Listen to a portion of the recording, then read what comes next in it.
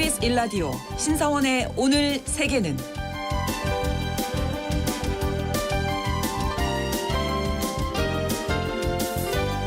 안녕하십니까. 아나운서 신성원입니다. 세계적으로 물가가 오르면서 인플레이션과 관련된 신조어들이 많아졌습니다. 이런 신조어 중에 눈여겨볼 것이 바로 기후플레이션인데요. 지난해 영국 BBC에서 사용한 이후 전 세계적으로 쓰고 있고 말 그대로 기후변화로 인한 고물가 현상을 뜻합니다. 최근 독일의 포츠담 기후영향연구소는 2035년이 되면 기후플레이션으로 식품 물가가 3.2%포인트 오를 것으로 전망하기도 했는데요. 러시아, 중국 등에서는 대형 홍수가 발생하고 있고 에콰도르는 가뭄으로 비상사태를 선언하는 등 이상기후로 인한 피해 소식이 이어지면서 이로 인한 기후플레이션 어떤 형태로 나타날지 걱정이 되기도 합니다. 늘 강조하지만 앞으로 기후변화가 우리에게 미치는 영향을 잘 살피고 대응책 마련하는 데 모두의 지혜를 모아야겠습니다.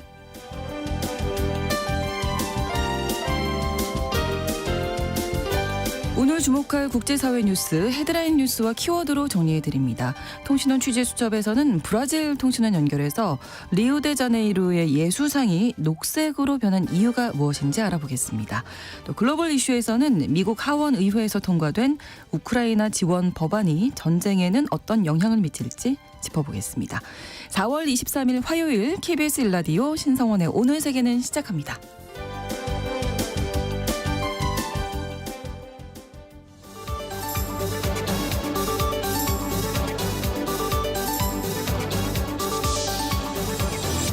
오늘 세계는 헤드라인 뉴스.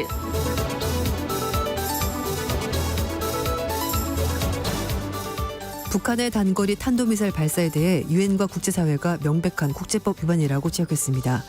유엔 부대변인은 20일 북한의 단거리 탄도미사일 발사와 관련해 한반도 상황에 대한 우려를 나타내며 긴장 완화를 촉구했습니다.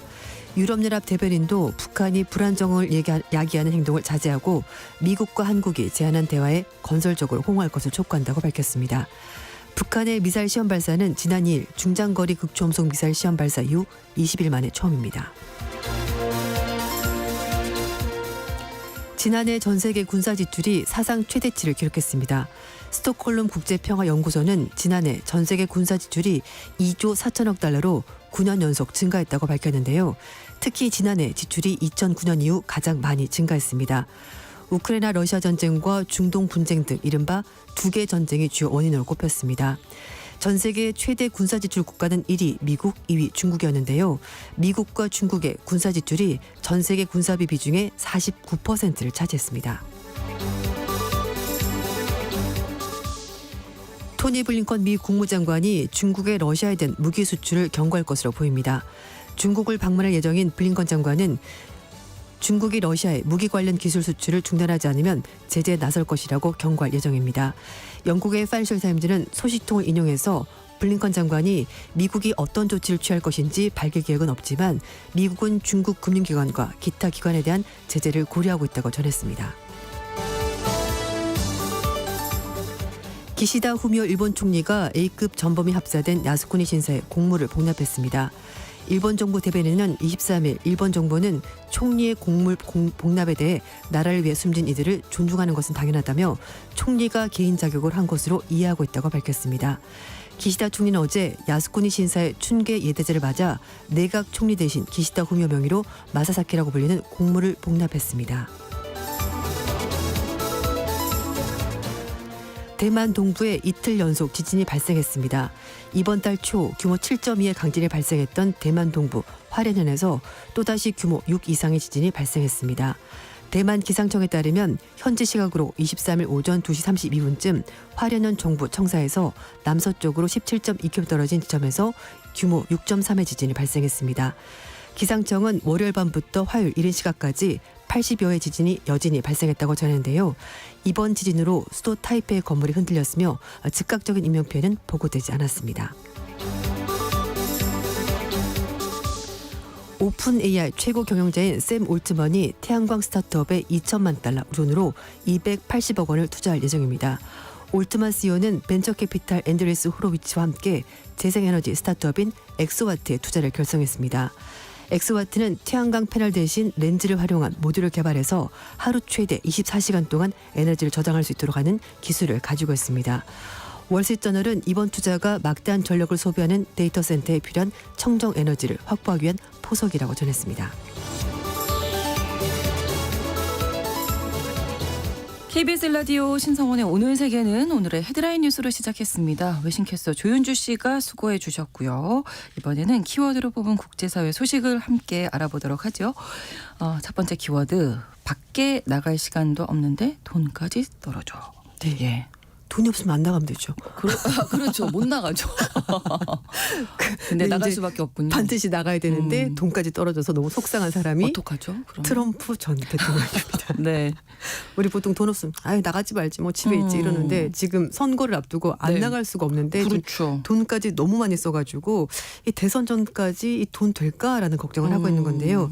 11월 대선 앞두고 트럼프 전 대통령 이제 법정에 서면서 유세에 쓸 시간, 돈 다 낭비하고 있다는 지적이 나왔습니다. 트럼프 전 대통령이 근소한 지지율 차이로 조 바이든 대통령 물론 앞서고 있긴 합니다만 이게 사실 오차 범위 내에 있기 때문에 언제든지 뒤집힐 수가 있는데요. 그렇죠. 지금 재임 기간 때부터 여러 가지 민사 소송 때문에 좀 여러 가지 말이 많았고 결국은 형사재판 한 건이 확정이 돼서 재판이 진행되고 있는데 네. 2016년 성추문 감축위에서 자신의 회사 돈을 끌었으면서 회사 돈인 것처럼 이렇게 문서를 조작하면서 결국 형사 재판을 받게 되는데 네. 15일부터 재판이 시작이 됐습니다. 미국의 월스트리트저널은 트럼프 전 대통령이 지난달 사용한 법률 비용이 400만 달러, 우리 돈으로 55억 원 이상이다라고 밝혔습니다. 선거를 하면 정말 천문학적인 숫자의 돈이 들어가는데 그렇죠. 이미 네. 벌써 400만 달러 썼는데요. 그래서 이 바이든 선거 캠프 대변인은 트럼프 전 대통령 선거 운동에 너무 게으른 것 아니냐라고 말하면서 자신의 복수와 응징에 너무 집착해서 다른 데 힘을 쓰고 있는 것 같다 이렇게 꼬집었습니다. 이게 뉴스에 나온 거 보니까 일주일에 4번 이제 법원에 네, 출석을 맞아요. 해야 하니까 사실 시간이 없기는 없죠. 없어요. 맞습니다. 왜냐하면은 주 7일에 4일을 이제 법원에 나가야 되니까. 네, 맞아요. 그래서 이제 수요일 빼고 아침 9시 30분부터 오후 4시 30분까지 법정에 가 있어야 되고요. 그러면 사실 며칠 남지도 않고 주중에는 그렇죠. 뭐 5시 이후나 돼야지 사람들 만날 수 있는 네. 그런 상황이 되니까 그래서 이미 트럼프 캠프에서는 재판 일정 맞추기 위해서 뉴욕의 조직 일부를 이미 옮겨서 선거 전략 짜고 있는데요. 트럼프 전 대통령은 18일 날 재판 끝나고 나서 네. 뭐 뉴햄프셔, 조지아, 사우스캐롤라이나 이렇게 있어야 되는데 지금 거의 한 100곳에 가서 선거 운동해야 되는데 하루 종일 이 불공정한 재판 때문에 내가 탄압을 받고 있다 이렇게 주장했습니다. 여기에 트럼프 전 대통령이 이미 뭐 상당한 자금을 법률 비용에 사용했다 이런 주장이 또 나왔다고요. 네, 지금 일단 지난달에만 400만 달러 썼다고 하는데요. 영국의 파이낸셜 타임스가 미 연방선거위원회에 등록된 후보별 후원금 모금 현황을 인용해서 밝힌 내용인데 네. 트럼프 전 대통령이 지난 1월 달부터 지금까지 모은 돈의 4분의 1 정도를 이미 법률 비용으로 썼다고 합니다. 그래서 작년 1월 달부터 이제 지난달까지 해서 지난 1월 달부터 이제 올해 총 얘기를 하면은 7,600만에서 뭐 다른 언론에서 6,600만 달러 이렇게 얘기를 하고 있는데요. 우리나라 돈으로 환산하면은 1,050억 원 정도를 법률 비용으로 썼다고 합니다. 1, 2, 3 석 달 동안. 네. 네. 그러니까 이제 한 달에 한 250억 원 정도. 그러니까 뭐 하루로 따지면 한 2억 원 정도? 뭐 이 정도. 그러니까 주말 빼고 이렇게 되는 겁니다. 그래서 이 파이낸셜 타임즈는 트럼프 진영에서 전체 후원금의 거의 한 26%를 법률 비용으로 썼는데 같은 기간에 바이든 대통령 측에서 법률 비용을 지출한 돈이 1,000만 달러 정도이기 때문에 상당히 큰 차이가 있다라고 밝혔습니다. 네. 결과적으로 보면 트럼프 진영이 3월 말 기준 손에 가지고 있는 현금이 1억 2,200만 달러고요. 바이든 진영 측에서는 1억 8,800만 달러 가지고 있기 때문에 바이든 대통령 측이 훨씬 더 현금을 많이 확보하고 있습니다. 네. 아무튼 트럼프 대통령에게 전 대통령에게 네.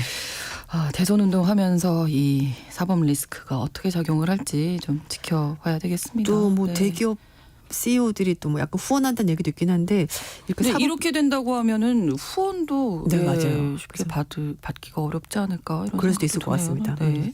두 번째 키워드는 평화를 지키기 위한 무기가 어떤 건가요? 네, 지금 앞에도 잠깐 말씀드렸습니다만 러시아와 우크라이나 간의 전쟁이 있고 거의 중동 전쟁까지 벌어지면서 사실 각자 서로 방어하기 위해서 더 많은 무기가 필요해졌고요. 그래서 실제로 작년에 전 세계에서 군사 지출이 사상 최대치인 2조 4천억 달러, 우리 돈으로 3,300조 원에 달했다고 스톡홀름 국제평화연구소가 밝혔습니다. 네. 그 말 그대로 평화를 지키기 위해서 더 많은 무기가 필요해진 상황이 된 건데요. 군사 지출이 9년 연속 증가했습니다. 특히 작년에 2022년보다 6.8% 늘면서 2009년 이후 가장 많이 증가했습니다. 말씀드린 이제 두 개의 전쟁이 가장 큰 요인이었고요. 지난해 군사비를 가장 많이 늘린 국가는 우크라이나, 러시아였습니다. 2022년 대비해서 51%, 24% 각각 증가했는데요. 우크라이나의 작년 군사 지출이 648억 달러로 연간 GDP 대비 무려 37%에 달했습니다. 네. 국가는 거의 전쟁하느라고 다 썼다고 해도 과언이 아닌데요. 네. 이 폴란드도 우크라이나 국경을 맞닿다 보니까 좀 불안한 부분이 있어서 2022년보다 23년에 군사 지출이 무려 75% 급증했고요. 독일 9%, 영국도 약 8% 군사 지출이 늘었습니다. 네, 뭐 아무래도 전쟁 당사국들은 이제 군사 지출이 늘 수밖에 없는데 네. 이제 무기를 수출한 나라들도 있잖아요. 그렇죠. 네. 사실 뭐 미국이 어쩌면 가장 많은 무기를 공급했다라고 볼 수가 있을 것 같은데요. 사실 이스라엘도 군사 지출이 많았습니다. 네. 이스라엘의 지난해 군사비가 275억 달러, 우리 돈으로 거의 38조 원인데요. 22년 대비 24% 증가했습니다. 하마스와 전쟁하면서 이스라엘 쪽에서도 군사 지출이 급증한 것으로 보이고요. 이스라엘의 10월 이전 월 평균 군사비가 18억 달러였는데요. 작년 12월은 47억 달러로 거의 2배 이상 증가했습니다. 그리고 전 세계 최대 군사 지출 국가는 미국이었습니다. 미국. 네. 예, 작년에 9,160억 달러, 우리 돈으로 1,260조 원을 군사비로 썼고요. 22년 대비해서 2.3% 증가했고 세계 2대 강국 중국이 뒤를 이었습니다. 중국도 작년에 2,960억 달러, 우리 돈으로 410조 원 정도의 돈을 군사비에 지출했고요. 미국과 중국 두 나라 군사 지출이 전 세계 군사비 비중의 49% 차지했습니다. 네, 평화와 무기는 좀 반대 카테고리에 있지 않나 싶은데 평화를 지키기 위해서 오히려 네. 무기가 많이 필요했다. 미국에서 왜 총기 사고가 아이러니네요. 많이 나면은 또 총기가 더 많이 팔리는 것과 좀 약간 비슷한 맥락이 아닌가 싶습니다. 그렇습니다. 다음 키워드, 더 이상 인력을 잃을 수 없다라고 선언한 나라가 어딘가요? 영국입니다. 리시 수넥 영국 총리가 직장에서 이 장기 병가를 남용하는 병가 문화를 비판하면서 복지제도 개혁하겠다라고 밝혔는데요. 네. 이 병가를 너무 오랫동안 내면서 비경제 활동 인구가 전례 없이 급증해서 영국의 성장 동력이 사라질 수 있다. 떨어질 수 있다는 우려가 나오고 있습니다. 그래서 네. 이렇게 많은 인력을 잃어버려서는 절대 안 된다라고 리시 수넥 총리가 말한 건데요. 이 통계를 보면 생산 가능 연령인 16세부터 64세까지 영국인의 22%인 940만 명이 취업자도 실업자도 아닌 비경제 활동 인구로 분류가 되고 있는데요. 이 중에서 장기 병가 중인 근로자가 무려 280만 명으로 구직 활동을 아예 하지 않는 겁니다. 아프다는 이유로. 많이 늘었다. 네, 이런 맞아요. 거네요. 네. 작년에 장기 병가와 복지 수당을 받는 데 필요한 업무 적합성 진단서에 1,100만 건 정도가 발급이 되면서 근데 그중에 또 봤더니 94%가 업무하기에 좀 부적합합니다라는 진단이 네. 나온 겁니다. 아프면 쉬긴 쉬어야 되는데요. 네, 그래서 근데 수넥 총리가 얘기를 하는 것이 그냥 일반 의사들이 네. 이렇게 좀 전문적인 진단서를 떼지 못하도록 해야 되겠다면서 이 발급 체계를 좀 재검토할 필요가 있다라고 밝혔고 네. 그러면서 이 총리가 얘기한 거는 사실 일상적으로 살면서 문제가 있을 수 있죠. 스트레스가 네, 있거나 네, 뭐 그렇죠. 두통이 있거나 힘들긴 네, 한데 네. 이런 걸 너무나 좀 병인 것처럼 너무 의료화하는 것이 좀 문제가 되는 것 같다라면서 병가를 너무 남발한다. 과하다. 네, 이렇게 맞아요. 지적을 하는 그래서 거네요. 또 실제로 봤더니 영국에서 장기 병가자의 53%가 우울증 또는 불안을 가지고 있다라고 밝혔는데요. 그렇지만 또 다른 의견도 있습니다. 영국 의학협회 관계자는 총리가 병가 문화를 좀 좋지 않게 네, 언급을 네. 했는데 그것보다는 근본적으로 사람들이 일터로 돌아가는데 힘든 여러 가지 신체적, 정신적 이런 문제에 대해서 이걸 그렇죠. 먼저 제거하는 것이 더 먼저 아니냐, 집중해야 되지 않냐라고 얘기를 하는 사람도 있었습니다. 병가는 뭐 필요할 때는 쓸 수밖에 없는 분들도 계시니까 그쵸. 이 제도 자체를 비판하는 건 좀 과할 수도 있다. 근데 예. 총리 입장은 좀 이걸 면밀하게 세심하게 좀 예. 분류를 해가지고 진짜 아픈 사람과 그걸 약간 이용하는 사람 좀 구분을 하자. 뭐 그런 얘기인 것 같습니다. 예. 네. 다음 이야기. 술, 담배만 중독되는 게 아닙니다. 라고. 그렇죠. 예. 제가 사실 주말에 그 반성하는 짧은- 시간인가요? 뭔가 표정이 지금 반성을 하실 것 그냥 같은데. 저도 모르게 진짜 예, 예. 이렇게 누워가지고 그 네. 짧은 동영상을 봤는데 하루 계속 종일- 보게 되죠. 네. 맞아요. 이제 평소 일할 때는 잠깐보다 일하고 그랬는데 주말에는 일을 안 하니까 진짜 끝도 없이 보게 될 때 아 이게 중독이 되는구나. 그러니까 아이들을 뭐라고 할 수가 없다니까요. 맞습니다. 그래서 이제 유럽연합이 네. 동영상 기반의 소셜 미디어 플랫폼인 틱톡이 새롭게 선보인 틱톡 라이브가 이게 좀 디지털 서비스법 위반이 있는지를 조사를 하겠다라고 밝혔는데요. 네. 틱톡 라이브가 새롭게 뭐 보상 프로그램 이걸 제시했는데 이것이 문제가 되고 있습니다. 이 틱톡 라이브 보상 프로그램이 플랫폼 중독 효과 등 위험 요소를 사전에 면밀한 평가 없이 출시가 된 것이고 네. 24시간 안에 위험 평가 보고서를 제출하라고 집행위원회가 명을 내렸는데요. 다음 달 3일까지 추가 정보에 대해서 답변해라고 틱톡 측에 요구를 했습니다. 네. 만약에 제출 기한을 넘기게 되면 연간 매출의 최대 1%에 해당하는 과징금 그리고 일일 평균 매출 혹은 전 세계 연간 매출의 최대 5%에 해당하는 이행 강제금을 부과하겠다라고 밝혔습니다. 이 보상 프로그램에서 어떤 부분이 문제가 되는 거죠? 일단 이게 지금 지난달에 프랑스와 스페인에서 먼저 출시가 된 건데요. 네.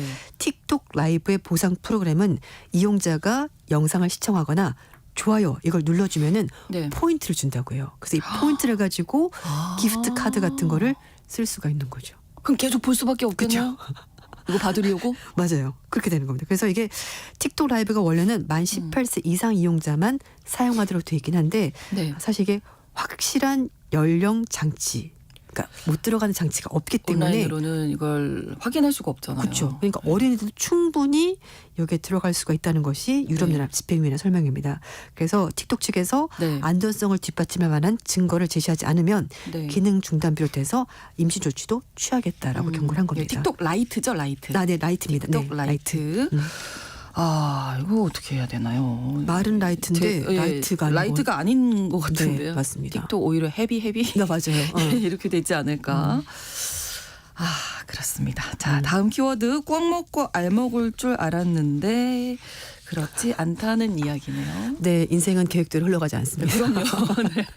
올해 이제 파리 올림픽이 열리는데 네. 지금 100일도 안 남았거든요. 그렇죠. 근데 예.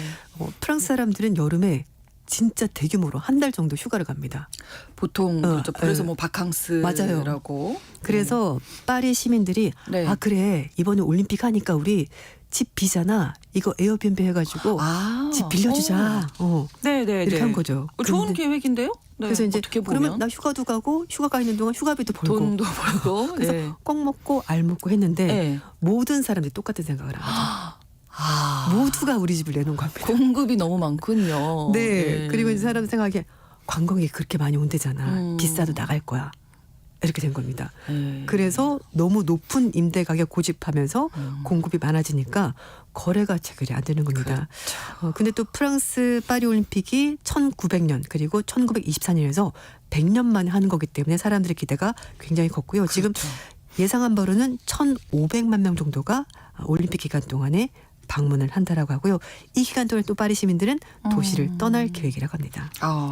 나에게 어떤 생각이 탁 떠올랐을 때는 네. 이미 많은 사람들이 다 하고 있었다라고 봐야 된다는 게 여기서 또 드러나네요. 그러니까 나만 임대 등록 한 나만 집이 똑똑한 게 아니다. 그럼요. 제가 가장 마지막에 알 수도 있어요. 네, 맞아요. 그래서 8월 휴가 기간 동안에 관광객들에게 높은 가격으로 집을 임대하려던 파리 시민들이 워낙 많다 보니까 공급이 수요를 앞질러서 그렇게 된 거다라고 파이낸셜 타임즈가 분석을 했는데요. 네. 지금 파리 올림픽 기간 동안에 예약된 숙소가 3분의 1 정도밖에 안 된다고 합니다. 그렇군요. 그래서 이제 보통 스튜디오, 우리로 치면 이제 그 원룸 같은 네네네. 1박이 보통은 평소에는 22만 원 정도면은 숙박을 할 수가 있는데 네. 사람들이 대목이잖아, 특수잖아. 또 그래가지고 비싸게 올렸겠죠. 250유로에서 37만 원에 올렸더니 이게 잘 안 되고요. 그리고 그렇죠. 좀 이제 가정집처럼 좀 큰 사이즈는 1박에 87만 원 네. 정도 호스트가 원하는 가격인데 근데 이미 예약된 숙박시설 1박 요금 봤더니 우리 돈으로 47만 원 다르죠. 공급자 수요 간의 개입이 크게 된 겁니다. 일단은 공급이 많으면 가격이 떨어지게 네. 돼 있습니다. 그리고 또 하나 호텔들도 경쟁적으로 가격 내리다 보니까 사람들이 물론 내가 해먹고 굳이? 하는 거 좋지만 호텔이 훨씬 편하니까 가격이 좋다면은 그래서 호텔로 가다 보니까 에어비앤비가 상대적으로 매력이 떨어졌습니다. 네, 아무튼 꼭 명심해야 할 점. 어. 나의 생각이 가장 마지막이다. 항상 이런 생각을 해야 될 것 같아요. 내가 생각하는 거 다른 다 생각하고 있다. 그렇습니다. 맞습니다. 자, 다음 키워드는 문화를 즐길 줄 아는 꿀벌. 꿀벌이 문화를 즐길 줄 아는군요. 네, 이게 오늘 그 이코노미스트라는 영국의 네. 경제 주간지에서 나온 내용인데요. 문화는 사람의 것인 줄 네, 알았더니. 맞아요. 근데 사실 개미들도 굉장히 정교하게 자신들의 집을 짓고 벌도 그렇거든요. 네, 그래서 네. 이 벌이 건축학자처럼 스스로 자신들이 지금까지 했던 것을 누가 가르쳐주지 않아도 알고 있고 한다는 건데요. 벨기에 루뱅 대학교 비비아나 디 피에트로가 이끄는 진화 생물학자들이 네. 이 작은 두뇌를 가진 생물들도 그들만의 문화가 있다는 것을 발견한 겁니다. 네. 디 피에트로는 2022년과 작년에 두 차례 걸쳐서 브라질에 있는 양봉장에서 400개 이상의 꿀벌 군 집단을 관찰을 해봤는데요. 그랬더니 군집의 95%가 수평으로 층층이 벌집을 만들었고요. 나머지 5%는 이렇게 나선형으로 구조를 만들었다고 합니다. 네. 그러니까 어떤 형태든지 군집마다 집을 짓는 방법이 여러 세대 거쳐서 동일한 방식으로 유산이 전해졌던 겁니다. 네. 그래서 일단 유전적인 변수를 배제하기 위해서 연구진이 성충은 다 내보냈고요. 각 군집의 일벌들을 서로 다른 구조의 집으로 보냈습니다. 네. 그러니까 층층이 쌓는 집에 있었던 일벌들은 나선형으로. 나선형에 있던 애들은 층층이 이렇게 서로 바꿨는데요. 네. 그랬더니 주변 환경의 흔적을 통해서 서로 행동에 간접적으로 영향을 미치는 스티그머지 이걸 통해서 꿀벌들이 서로 알려주면서 벌집에서 나선형 구조 집을 그러니까 배운다는 거잖아요. 네, 맞아요. 그렇게 해주는 겁니다. 그래서 실제로 벌들은 연구진 의도대로 그대로 움직였다고 하는데 예. 벌들이 동료들의 가르침 없이도 그 전 세대에 배웠던 것을 그대로 다양한 정도로 전수를 했다고 하는데 개인에게서 개인으로 전달되는 집단 특징이 있어야 되는데 이게 꿀벌에게서도 나타났다는 겁니다. 그러니까 사람만 그런 게 아니라는 건데요. 그러네요. 그래서 이코노미스트는 예전에는 사람만이 사회적 학습이 필요한 누적된 문화를 누릴 수 있다고 생각을 했는데 꿀벌들도 그런 걸 할 줄 알았다라면서 피라미드의 꼭대기에 있는 것은 꼭 인간만이 아니었던 것 같다. 이렇게 설명했습니다. 많은 생각이 좀 깨지는 것 같습니다. 키워드를 통해서. 예. 우리가 모르는 것도 아직도 많고요. 그렇습니다. 오늘의 헤드라인 뉴스와 키워드까지 외신캐스터 조윤주 씨와 함께했습니다. 고맙습니다. 네, 감사합니다. KBS 라디오 신성원의 오늘 세계는 1부 마무리하겠습니다. 11시 30분부터 일부 지역에서 해당 지역 방송 보내드리고요. 노래 한 곡 전해드립니다. 알라딘 OST 레지나벨과 피보 브라이슨이 함께 부른 A Whole New World 함께 듣겠습니다. I can show you the world, shining, shimmering, splendid. Tell me, princess, now when did you last let your heart decide? I can open your eyes, take you wonder by wonder, over, sideways, and under, on a magic carpet ride, a whole new world, a new fantastic point of view. No one to tell us no, or where to go, or say we're only dreaming. A whole new world, a dazzling place I never knew. But now from way up here, it's crystal clear that now I'm in a whole new world with you. Unbelievable sights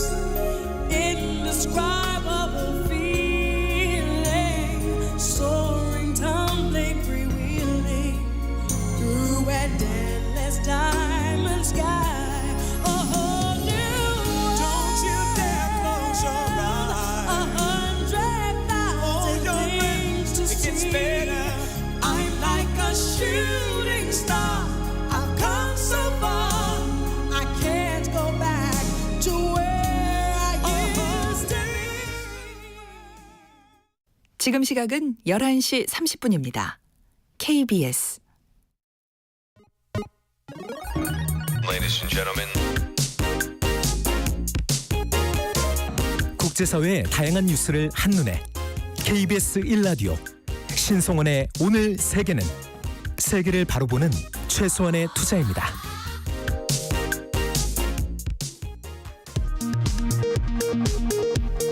이 시각 라디오 정보센터 뉴스입니다. 법무부가 오늘 오후 윤석열 대통령의 장모인 최은순 씨의 가석방 여부를 심사합니다. 앞서 최 씨는 총 349억 원 규모의 잔고 증명세를 위조한 혐의 등으로 2심에서 징역 1년을 선고받고 법정 구속됐습니다.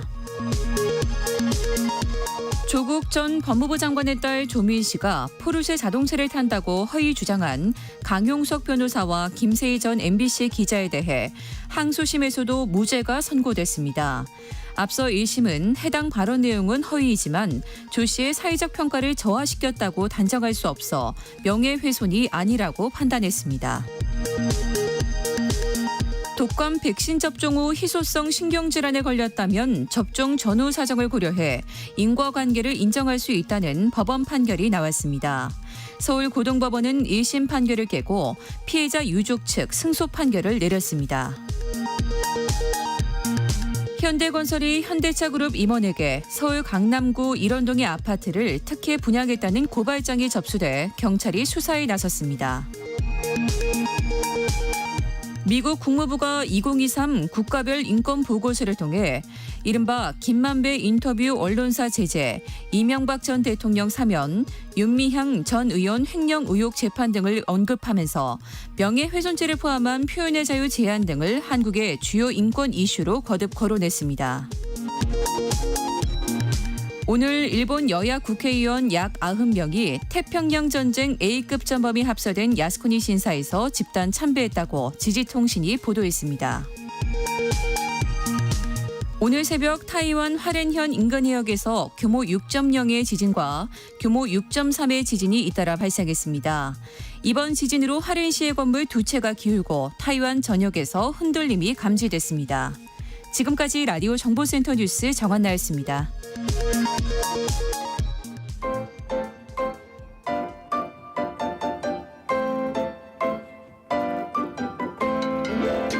통신원 취재 수첩.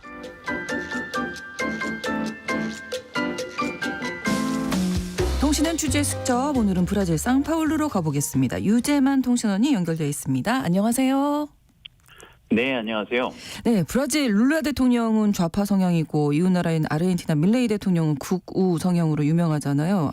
아직 두 정상이 만난 적은 없었죠. 그리고 최근에 이 두 나라 외교장관이 만나면서 전략적으로 협력할 가능성이 또 커지고 있다면서요? 네, 브라질의 룰라 대통령은 2023년 1월 2일 취임해 2년째 임기를 맡고 있고, 네. 아르헨티나의 하베이르 밀레이 대통령은 지난해 당선돼 2월 취임했는데요. 아직까지 두 정상의 만남은 이루어지지 않고 있습니다. 앞서 아르헨티나의 밀레이 대통령은 대선 후보 시절 브라질의 룰라 대통령을 향해 부패한 공산주의자라고 비난했었는데요. 네. 당선 이후에는 잘 지내보자는 취지의 서한을 브라질 정부에 보냈었습니다. 브라질 외교부 장관과 아르헨티나 외교부 장관이 15일 브라질리아에서 만나 양국 공동 의제를 검토했다고 두 나라 외교부가 밝혔는데요. 네. 남미에서 정치 이념상 대립각을 보이는 대표적 이웃 국가인 브라질과 아르헨티나 정부의 두 외교수장이 전략적 연결고리 유지를 위해 만난 것입니다. 두 장관은 회담 후 기자회견에서 브라질과 아르헨티나의 관계가 양국 운명에 서로 큰 영향을 미치고 있으며 상호 신뢰에 기반한 정책적 협력의 중요성을 재확인했다고 강조했는데요. 아르헨티나 남부 대규모 가스 개발 프로젝트인 바카무에르타 2단계에 브라질의 참여 가능성을 검토했다고 밝혔는데요. 네. 브라질의 관련 사업 자금 조달 가능성과 향후 생성되는 가스를 브라질로 공급하는 계획에 대한 의견 교환입니다. 브라질 외교부는 양국 국경지대 교량 및 고속도로 현대화와 국방 분야 협력안에 대해서도 다뤘다고 밝혔는데요. 양국 정상회담 가능성에 대해 아르헨티나 외교부 장관은 언젠가는 이루어질 것이라고 말했습니다. 네, 언젠가는 이루어질 것이다. 자, 그리고 브라질 하면 우리가 생각나는 게 리우에 있는 예수상이잖아요. 지난 4월 19일에 초록빛으로 이 예수상이 바뀌었다면서요. 어떤 행사가 있었던 건가요? 네, 브라질 대표적 랜드마크인 리오 예수상의 초록색 조명이 켜졌는데요. 네. 4월 19일 브라질 인디오의 날을 기념하기 위해 한시적으로 예수상에 초록색 조명을 켜놓은 것입니다. 네. 공휴일로 지정되지는 않았지만 원주민의 사회 통합 필요성에 대한 인식을 제고하고 종종 무시되거나 침해되는 원주민의 권리를 존중하고 보호하기 위한 기념일입니다. 현재 브라질 인디오 원주민들은 300여 부족 90만 명으로 추정되는데요. 이들은 브라질 국토의 13% 면적에서 살고 있습니다. 네, 그 인디오 보호 지역이라든지 아마존 원주민 보호 구역도 불법 채굴로 인해서 위기를 맞고 있다 이런 소식도 있더라고요. 네, 야노마미 원주민 보호구역은 아마존 지역에 위치한 브라질 최대 규모의 원주민 보호구역인데요. 네. 아마조나스주와 호라이마주에 걸쳐 총 9만 6천 제곱킬로미터 면적으로 남한 정도의 크기입니다. 네. 1992년 보호구역으로 지정된 이곳에는 야노마미 부족과 예콰냐 부족 외에도 2만 6천여 명의 사람이 자발적으로 고립되어 살아가는 곳인데요. 네. 불법 채굴로 가장 큰 피해를 본 지역이기도 하며 2018년 10월에서 2022년 12월 사이 불법 채굴로 인한 산림 벌채가 300% 이상 증가했습니다. 2023년 초 브라질 정부는 이 지역 사람들이 겪는 인도주의적 위기를 긴급 사태로 선포하기도 했습니다. 네. 브라질 주교회 원주민 선교위원회 보고서에 따르면 1919년부터 2021년 말까지 토착 원주민들의 땅을 침범해 불법적으로 광석을 채굴하는 사례가 거의 2배 가까이 증가했는데요. 2021년 한 해 동안 원주민에 대한 폭력 사태는 355건에 달하며 네. 176명의 원주민이 살해됐습니다. 야노마미 원주민 보호 지역에만 2만여 명의 광부들이 일하고 있는데요. 네. 범죄 조직들은 원주민들을 쫓아내기 위해 조직적으로 무장 공격해 테러와 공포 분위기를 조성하고 어린이들을 포함한 희생자들을 만들어냈습니다. 네, 이 원주민들이 어떻게 보면 조상 대대로 살아온 땅에서 쫓겨나 위기에 처하기도 한 거네요. 네. 네, 브라질 헌법 231조에 따르면 브라질 원주민들의 사회 조직, 관습, 언어, 신념 및 전통, 그들이 전통적으로 점유한 땅에 대한 원래의 권리를 인정한다고 명시해 있는데요. 네, 네. 그러나 이 조항은 1988년 10월 5일 헌법이 공포될 당시 원주민이 점유하거나 법적으로 분쟁 중인 영토에만 원주민의 점유 사용 청구권이 부여된다고 해석돼 왔습니다. 원주민들은 조상 대대로 살아온 땅을 1988년 10월 5일이라는 특정 날짜에 점유하고 있었는지 여부로 판단할 수 있다는 내용인데요. 네. 아마존 개발업자들은 이를 근거로 아마존에서 막대한 규모의 산림 벌채와 광물 채굴 등을 진행해 원주민 공동체와 갈등을 빚어왔습니다. 이로 인해 지난해 수도 브라질리아에서는 브라질 원주민의 대규모 시위가 한동안 이어졌는데요. 네. 이러한 갈등은 볼소나로 대통령 집권 시기에 더욱 심화됐고 룰라 정부가 들어서면서 갈등의 해소를 맡게 됐습니다. 지난해 9월 브라질 연방 대법원이 아마존 열대 우림에 대대로 살아온 원주민들의 토지 연고권을 폭넓게 인정한다는 판결을 내렸는데요. 네네. 수도 브라질리아 연방 대법원 앞에서는 조상의 노래가 울려 퍼졌고 아마존 원주민들은 역사적 판결이라며 우리 조상들의 영혼이 우리가 땅을 지키게 했다며 기뻐했습니다. 이곳에 모인 아마존 원주민들은 노래를 부르며 춤을 췄고 일부는 눈물을 흘리기까지도 했습니다. 네, 원주민과의 평화로운 공존을 희망하는 브라질 소식 오늘 잘 들었습니다. 고맙습니다. 네, 감사합니다. 브라질 상파울로에서 유재만 통신원이었습니다.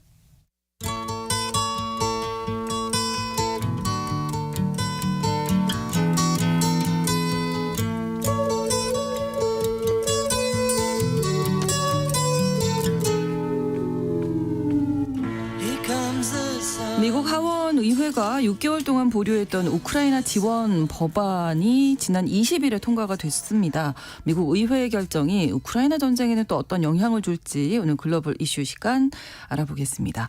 한겨레 신문 정의길 선임 기자와 이야기 나눠봅니다. 어서 오세요. 안녕하세요. 자, 일단 우크라이나 지원법 어떤 건지 좀 말씀해 주시죠. 우크라이나 지원법은 러시아와 전쟁을 치른 우크라이나에게 군사 및 경제 지원을 제공하는 법안입니다. 네. 이번에 통과된 규모는 608억 달러, 한국 돈으로 약 84조 원입니다. 법안은 애초에 현재 가자 전쟁을 벌이고 있는 이스라엘에 대한 지원까지 합쳐가지고 네. 약 900억 달러로 편성이 됐었는데요. 야당인 공화당이 미국과 멕시코 국경 강화책을 먼저 내놔야 된다. 이걸 네. 바이든 행정부가 제시해야지만 이걸 통과시켜 주겠다고 반대를 해갖고서 네. 지금까지 6개월 동안 미뤄져 왔습니다. 그렇군요. 공화당 내에서는 이스라엘을 지원하는 에 대해서는 상대적으로 반대가 적어가지고 네. 이번에 마이크 존슨 하원 의장이 이스라엘 지원과 우크라이나 지원을 분리해서 상정했습니다. 그렇죠. 그래서 이제 두 법안이 다 통과가 어쨌든 됐습니다. 네.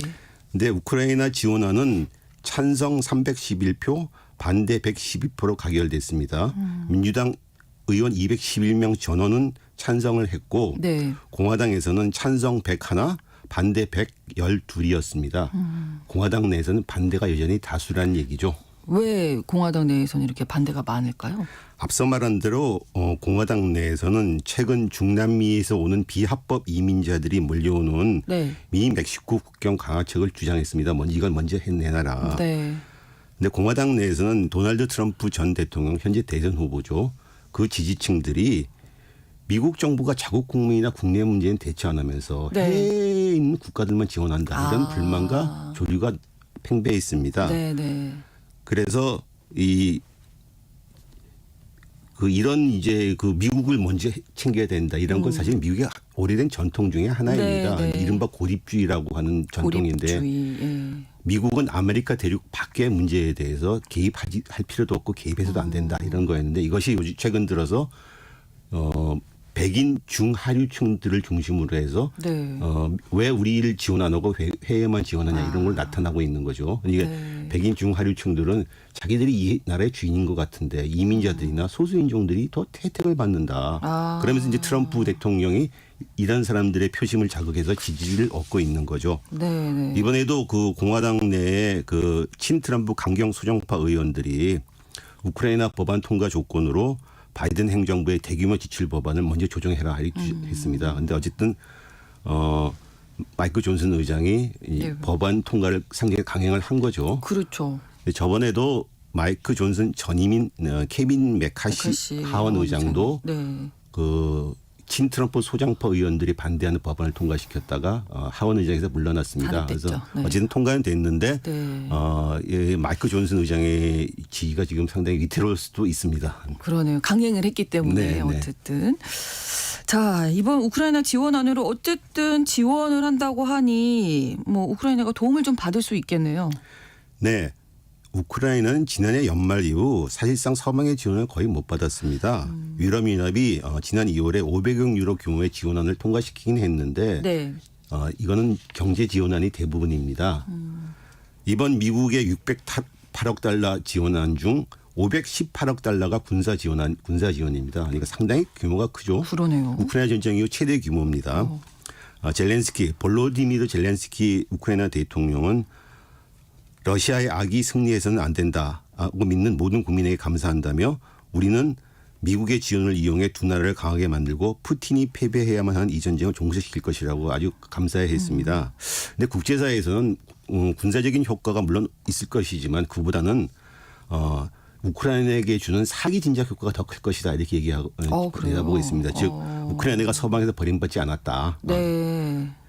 이번 지원안이 군사적으로 효과를 발휘하려면 시간도 필요하고 네. 또 러시아의 예상되는 여름철 공세를 막 저지는 할 수 있겠지만 시간을 늦출 수 있겠지만 전세를 역전시킬 수 있겠는가 이런 거에 대해서는 약간 의심이 좀 있습니다. 엄청나게 지금 군사 지원을 받을 수 있는 기회가 생겼는데도 전세를 뒤집지는 못할 것이다 이런 전망이 나오는 이유는 어떤 건가요? 미국의 국방부는 이 법안이 통과됐으니까 며칠 내로 이제 무기를 보낼 것이다 예. 얘기를 하고 있습니다. 그런데 실제로 그렇게 신속하게 집행될지는 좀 의문입니다. 우크라이나에게 지금 가장 필요로 하는 것은 탄환과 포탄, 장거리 정밀 로켓포 이런 것들입니다. 네. 그런데 이 문제, 이 포탄이 가장 중요한데요. 예. 현재 서방에서는 우크라이나에 줄 포탄의 재고가 거의 바닥난 상태입니다. 아, 그래요? 네. 예를 들어 그때 그것 때문에 지난해 우크라이나에게 제공한 포탄의 포탄을 제일 많이 한 나라가 누구냐면 한국입니다. 아, 우리나라가요? 한국이 오히려 유럽보다 더 많이 지원을 했다고 합니다. 지난해 12일 워싱턴 포스트 보도를 보면은 네. 우크라이나가 원하는 군사적 목적을 이루려면 월 9만 발 이상의 포탄이 필요한데 에이. 미국이 증산을 해도 필요량의 10분의 1 정도밖에 공급할 수 없다고 합니다. 이 때문에 한국이 155mm 포탄 약 많이 갖고 있어서 네. 33만 발을 공급하도록 미국이 이제 한국에게 압박과 이제 이제 제안을 한 거죠. 네. 근데 한국은 전쟁 지역에 살상 무기를 제공하지 말아야 된다는 법안이 있어서 네. 우크라이나에 직접 줄 수가 없으니까 미국이나 캐나다를 대여하는 형식으로 해서 제공을 했습니다. 약 그래서 한 50만 발을 대여하기로 합의를 했다고 합니다. 네. 어쨌든 여기서 보듯이 우크라이나가 필요한 포탄은 돈 있어도 지금 사기가 힘든 상황입니다. 그러네요. 우크라이나가 필요한 포탄을 확보하려면 예. 서방에서 한 그 생산량을 맞추려면 한 2년 정도의 시간이 필요하다고 합니다. 그럼 지금 당장 필요한 물품이 지원되기도 어렵고. 그렇죠. 제일 필요한 게 그러네요. 포탄 이런 것들인데 예. 그리고 빨리 가서 효과를 발휘한 것도 빨래야 한 몇 주가 걸린다는 거죠. 그렇군요. 네. 지금 우크라이나 전쟁 상황은 어떻습니까? 우크라이나는 지난해 6월부터 러시아의 점령지를 탈환하려고 하는 반격 공세를 펼쳤습니다. 네. 근데 연말께 점령지 한 6개월 동안 반격 공세를 펼쳤는데 지난 연말이 되니까는 점령지 1%만을 못 미치는 탈환했고 사실상 반격 공세에 실패했습니다. 그런 거네요. 네. 러시아의 3중 방어선을 전혀 뚫지 못했습니다. 근데 더 심각한 거는 네. 이 반격 공세를 펼치면서 무기나 병력 등 자원을 소진했다는 거죠. 자원은 소진했는데 1%밖에 탈환하지 못했고. 1%가 의미가 없는. 그렇죠. 네. 네.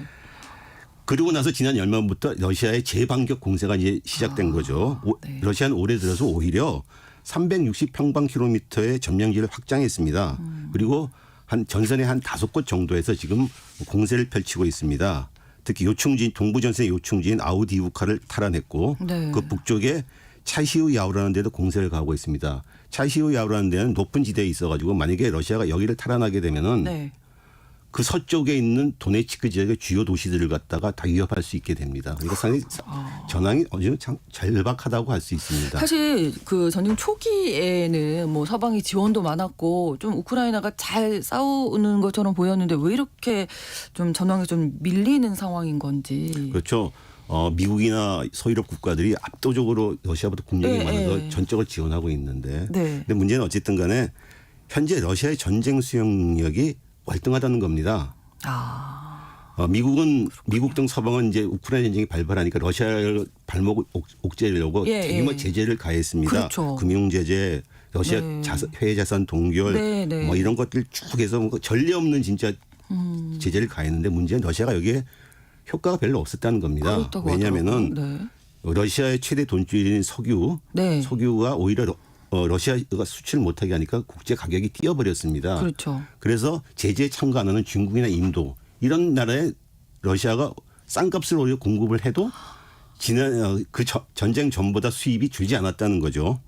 그리고 오히려 이 대러시아 제재에 브라질, 사우디 등 친미 국가들도 참여를 안 했습니다. 그래서 러시아와 중국은 교역을 확대하고 그러면서 네. 자기네끼리 그 러시아 루블과 중국 위안화로 서로 돈을 주고받으면서 달러 결제 체제에도 구멍을 내고 있습니다. 그러니까 미국의 주도는 오히려 국제 경제 질서에 약간 균열이 생긴 거죠. 그렇군요. 대규모 제재에도 불구하고 전혀 개의치 않고 오히려 그 경제 성장률도 높았더라고요. 전쟁 중인데도. 그렇습니다. 러시아는 소련 시절부터 중공업 생산 능력이 아주 큰 나라였습니다. 네. 이번에 중국과 교역으로 돈도 들어오고 그리고 중국의 물자도 받아가지고 중국 생산 잠재력을 갖다 전쟁 특수를 해서 최대한 끌어올렸습니다. 네. 그래서 무기 생산도 늘리고 그래서 오히려 그것이 경제 성장으로 귀결된 거죠. 세계은행 통계에 따라도 전쟁이 시작된 2022년에 네. 구매력 평가 기준 국내 총생산상에서 러시아가 5조 5천억 달러로 독일보다 높았습니다. 유럽에서는 1위고 세계에서는 5위입니다. 지난해 경제성장 국제통화기금에 따르면은 3%가 성장했습니다. 올해는 2.6% 성장. 미국이나 서방 국가보다 높은 성장률입니다. 그러네요. 아까 러시아의 전쟁 수행 능력이 월등하다 말씀해 주셨는데 무기 병력에서도 뭐 러시아가 우월하죠. 그래서 네. 제일 중요한 포탄에서 네, 약 네. 10대 1 비율로 러시아가 우월하다고 합니다. 전선에 따라서는 20대 1까지 갑니다. 이 말은 무슨 얘기냐 하면은 러시아가 10발 20발을 쏠 적에 우크라이나는 한 발만 발이잖아요. 쏜다는 얘기죠. 그렇죠. 인구에서도 러시아는 우크라이나에 비해서 3배입니다. 그래서 전쟁 초기보다 지금 우크라이나 전쟁에 참여하는 병력이 15% 늘었습니다. 네. 우크라이나는 병력이 부족해서 이번 달에 징집 연령을 27세 이상에서 25세 이상으로 낮춰서 확장하려고 했는데 네. 사실상 징집할 병력이 없습니다. 네. 그리고 또 러시아는 최근 들어서 이렇게 우크라이나의 방공망이 소진되니까 미사일과 드론 공격을 주요 도시에 가해가지고 지난 18일 수도 키이우에서 최대 화력 발전소가 러시아의 공격으로 파괴됐습니다. 심각합니다. 그래서 키이우 전력난이 생긴 거죠. 네. 이건 우크라이나의 방공망이 한계에 도달했다는 뜻입니다. 우크라이나는 현재 소형 드론에다가 폭발물을 장착해서 러시아 쪽으로 띄워보내서 공격하는 방식을 지닌 일종의 비대칭적인 전술입니다. 네. 효과는 있을 수 있겠는데 문제는 주 전선의 상황을 바꾸는 데는 아무런 그게 없다는 그렇죠. 거죠. 그러니까 이런 상황이다 보니까 지금 어떤 무기가 지원이 돼도 전세를 뭐 극적으로 이제 역전한다든지 이럴 수는 없다. 역부족이다. 이렇게 보시는 거죠. 우크라이나 전쟁은 냉정하게 평가하면 네. 지난해 연말 더 거슬러 올라가면은 2022년 연말부터 러시아의 점령지 굳히기 국면으로 들어갔습니다. 러시아는 전쟁이 발발한 2022년 여름에 우크라이나 반격으로 북부 지역의 점령지를 탈환당했습니다. 네. 그때부터 현재의 동부와 남부 점령지에 3중 방어망을 구축하면서 방어 전술로 돌아섰습니다. 방어 전략으로. 근데 그러고 나서 이제 우크라이나는 공세로 들어갔는데 그렇죠. 문제는 전쟁에서 공격하는 쪽은 수비하는 쪽보다 약 3대 1의 전력 우위가 있어야지만 그 공격이 효과가 있습니다. 근데 문제는 우크라이나가 러시아보다 전력이 3대 1이 아니라 오히려 1대 3으로 지고 있는 전력을 갖고도 공세를 펼쳤으니까 공세에도 효과도 없었고 병력과 자원만을 소진한 거죠. 러시아는 오히려 계속 수비만 하고 있는 거죠. 방어만 하고. 러시아는 오히려 소모전을 벌린 거죠. 그러네요. 그래서 어쨌든 간에 또 우크라이나는 지난해 6월부터 서방의 지원을 좀 얻고서 반격 공세를 펼쳤는데 전혀 효과가 없은 거죠. 점령기 1%조차도 탈환하기 힘든 거고. 네, 이때부터 그래서 러시아는 연말부터 공격적 방어로 전환하는 전략을 택하면서 소모전을 더욱 심하게 밀어붙인 거죠. 이 때문에 이제 러시아는 우크라이나에 대한 미국의 지원이 이루어져서 다시 전력을 충전하기 전에 이제 본격적인 공세를 나설 것으로 봅니다. 그래서 여름철 공세라는 얘기가 나옵니다. 나오는 거군요. 네. 다만 러시아 입장에서는 점령지를 갖다가 실질적으로 더 확대한다기보다는 기존 점령지를 굳히기 위해서 그 점령지를 확보하기 위한 완충지대 정도를 또 확보하는 정도로 그치지 않을까 생각합니다. 네. 자, 그렇다면 이 전쟁의 양상 좀 기운 것 같기는 한데 장기적으로 좀 전망을 해보신다면 우크라이나 전쟁 어떤 방향으로 가게 될 거라고 보시는지 궁금하네요. 네. 애초부터 전쟁 첫 해부터 미국의 그 최고 군사 지휘관도 이 전쟁에서 우크라이나가 이기기 힘들다는 전망을 내놓았습니다. 그 마크 밀리 그 미국 당시 합참의장이 2022년 11월에 이런 강연을 한 적이 있습니다. 협상의 기회가 있을 적에 평화를 이룰 수 있을 때 그것을 잡아야 된다. 승리를 말 그대로 군사적 수단으로 달성할 수 없다는 것을 없을 것이라는 상호 인식이 있어야 된다. 이건 정치적으로 타협해야 된다는 얘기죠. 근데 사실은 정치적 타협을 못하고 지금 3년째 접어들고 있습니다. 네. 그래서 아까 말한 대로 현실적으로 냉정하게 평가하면 현 국면 러시아 점령지 굳히기 국면이고 서방의 추가 지원이 있다고 하더라도 공세를 저지하는데 시간을 좀 버는 거고 점령기 탈환이나 전세를 역전하는 그 이상의 하기 위해서는 획기적인 더 조치가 있어야 된다고 봅니다. 네. 결국 전쟁은 러시아가 점령기를 굳히며 이른바 동결된 전쟁 전쟁으로 가지 않을까 생각합니다. 네. 한국 전쟁도 사실상 동결된 전쟁이었습니다. 그런데 한국 전쟁 2년이 지나고 나서 이제 평화 정전 협정을 맺었지 않았습니까? 그렇죠. 네. 근데 러시아는 지금 러시아 우크라이나에서는 지금 정전 협정을 맺을 가능성이 상당히 희박합니다. 현재로서는. 왜냐하면은 러시아가 점령지를 반환해야지만 우리는 타협을 하겠다고 하기 때문에 러시아 점령지를 반환할 이유도 없을 거고. 그렇죠. 안 하겠죠. 네. 결국은 전쟁 협상 없이 장기간 가면서 동결된 전쟁으로 갈 것이다. 근데 문제는 이것이 정전 협상 없이 이렇게 계속 분쟁이 지속되면 우크라이나 주변뿐만 아니라 전 세계의 네. 대결과 긴장, 분쟁이 고조되지 않겠나는 우려입니다. 네. 자, 이렇게 오늘 글로벌 이슈에서 미국 하원에서 통과된 우크라이나 지원 예산안 내용 그리고 우크라이나 전쟁의 현재 상황 앞으로 전망까지 짚어봤습니다.